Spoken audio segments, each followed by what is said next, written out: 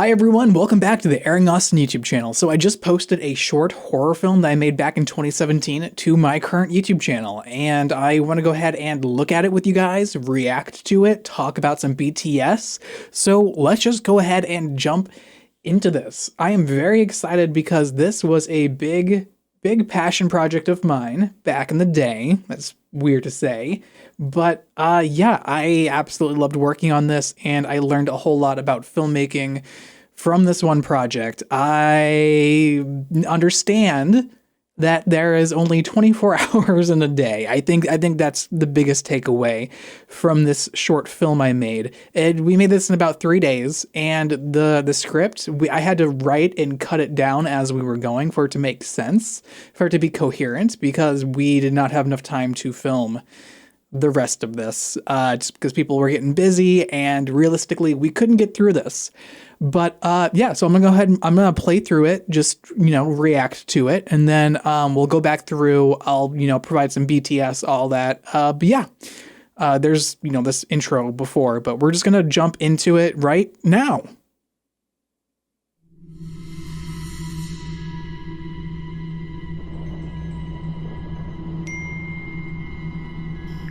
Meet me at the road. The road. Center. The road. You guys get that? Just making sure.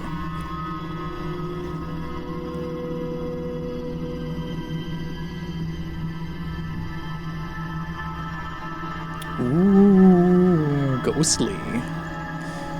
That was the idea.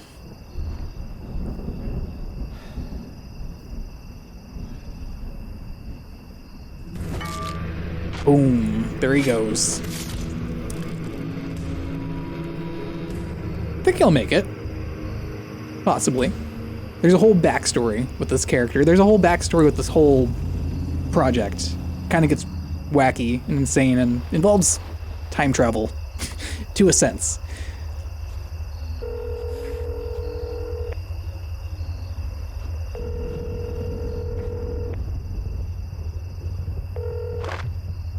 Shit. What's up? I dropped my cigarette. It's not a big deal. Did the speaker show up yet? Some phenomenal voice acting provided by me. I should probably text him though, just in case. Don't go over budget. Get what you can.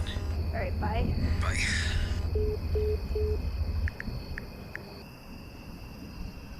Compared to my first cut, I think this one plays out a lot faster. More interesting cutaways, too.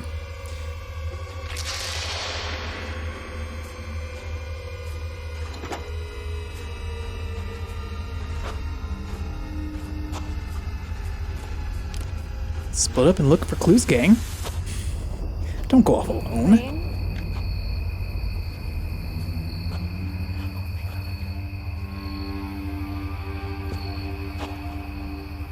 Wayne?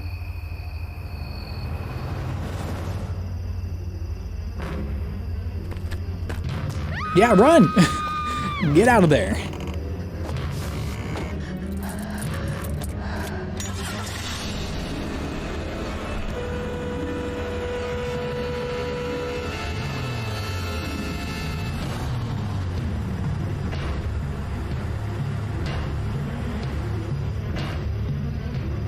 I can't see. It's too foggy. But my gosh, I loved fog on that film set. It was so much fun. It was my first time playing with Fog Machine, ever.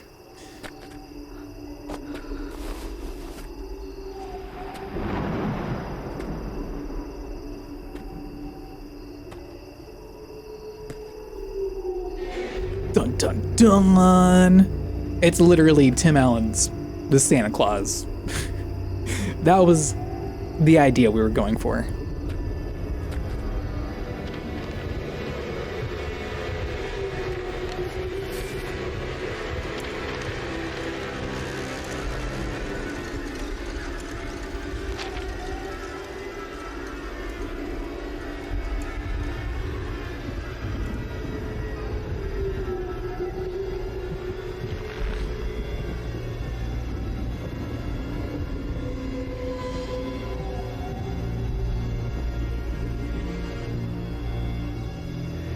don't do it.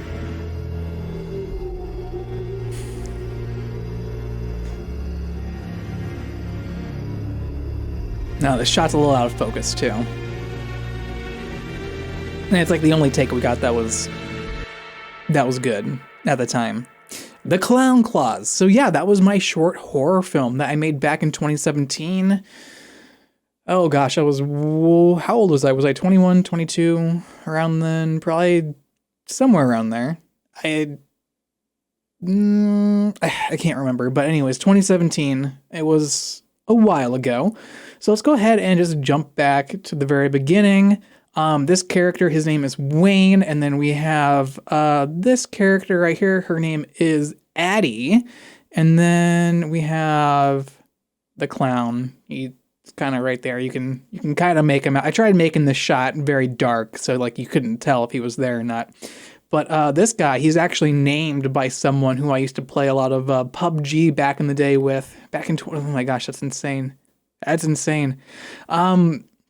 So yeah, the whole process of making this, I wrote this pretty quickly because I actually had made a prior film to this, very, very simply made. I'll put it that way, very cheaply made. And I wanted to go ahead and recreate it in a better way.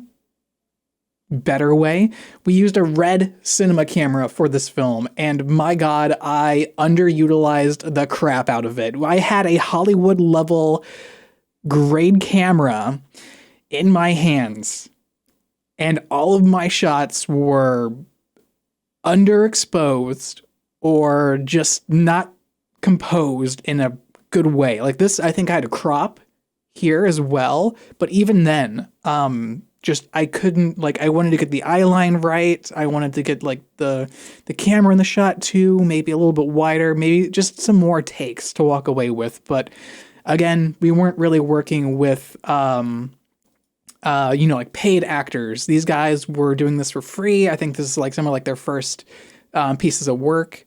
So it was very hard to get through these nights. I think we filmed somewhere between like 4 and 5 hours each night back in like the middle of October back in 2017.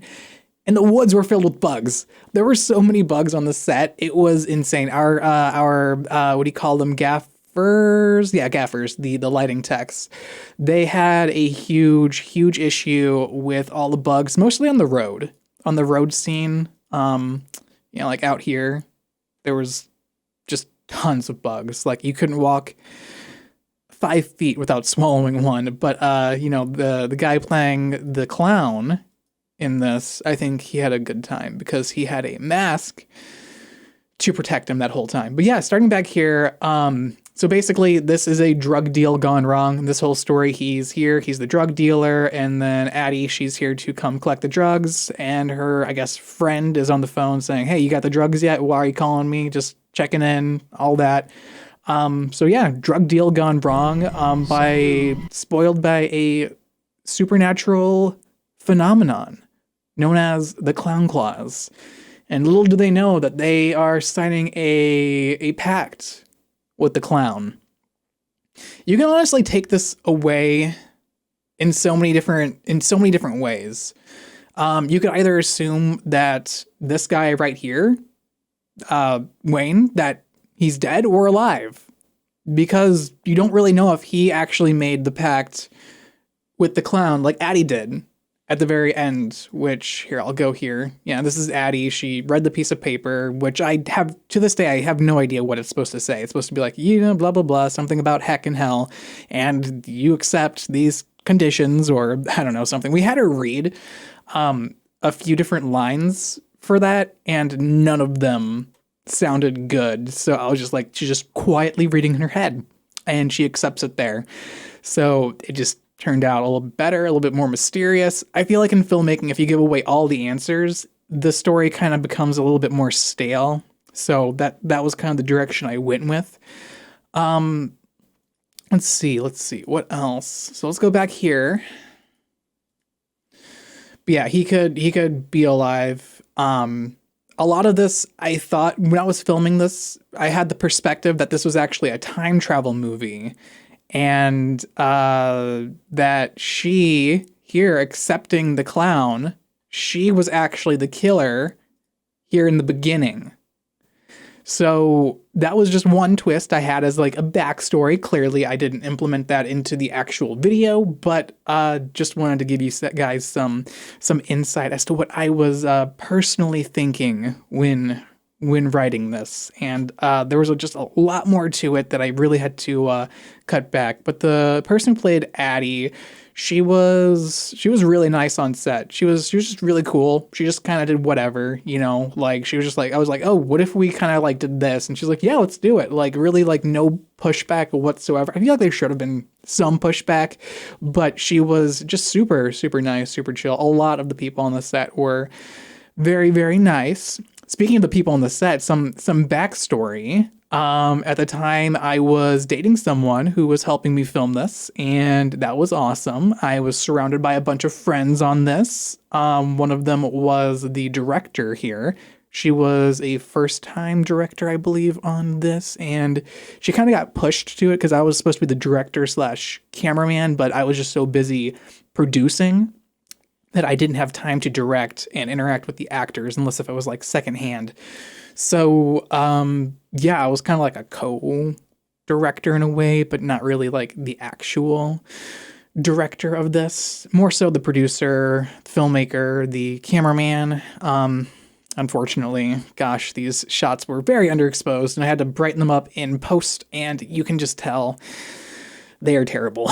This whole thing was shot terribly, and if I could go back and redo all of this, I will absolutely fix that. I would fix lots of the audio too. Lots of the audio, just the constant change of like the background, all that, maybe do some audio, some voiceover, things like that. There's honestly a ton that I would change here. But I think at the end of the day, this film just kind of gets away with it. It kind of rides the line of being okay. I reuse a lot of shots. So like this scene of the car slowly driving by, that was just like one of the test shots we did for this scene at the very end where Addie drives and runs over the clown. It's the same exact shot, just sped up and a different take, where she drives a little bit faster.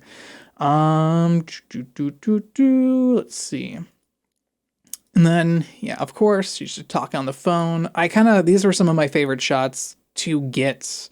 It was just very interesting being down the road. I wish we had time to film more down the road so you guys could see the location a lot better.